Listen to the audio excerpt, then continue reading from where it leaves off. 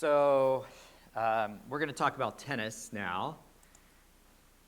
My only disclosure again, I am the medical advisor for the WTA. I don't think that's going to affect the presentation, although this is part of my role with the WTA here at tournaments. So today we're going to review the prevalence of tennis injuries. We're going to go over some common injuries, but I wanted to add to what we've already talked about. So we talked a lot about upper extremity yesterday, which I'm going to focus on some specific things and try to make it more tennis specific for you. We're going to concentrate most of that time on the upper extremity. And then how do you return the athlete to tennis after the injury?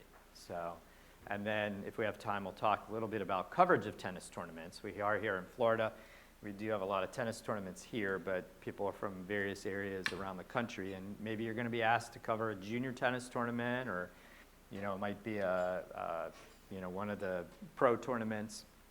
This will give you some idea of your timing, because unlike in football where the medical team goes out to evaluate the person and they can take all the time they want, that's not true in tennis.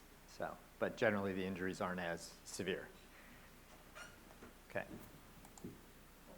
How many people, are there tennis players here in the audience? Raise your hands if you're, so there's a few way in the back there, over there. Good. How many people have taken care of a tennis player? Yeah, so a lot of people. So tennis injuries in general, most studies reveal more lower extremity versus upper extremity injuries. However, most of those studies have been done at tournaments.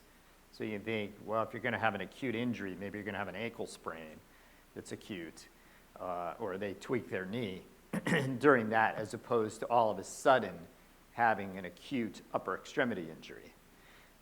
Lower extremity injuries, again, are more acute. Upper extremity injuries tend to be more chronic overuse, so your tendinopathies, which we'll talk about. And again, most of the injury studies, because it's a confined population, have been done either on professional or amateur elite athletes or junior players, where it's a defined population that you can control a little bit better. But we ought to go over the equipment, and so first of all, there's different surfaces, right? It's very rare that people have access to grass courts, right? So there are a few grass courts around the United States, but not very many. So most of the courts your players are going to be playing on are going to be hard courts or clay. We have a lot of clay here in Florida, and we have a lot of hard courts also. So hard courts tend to have the most friction between the surface and the player, so their shoes.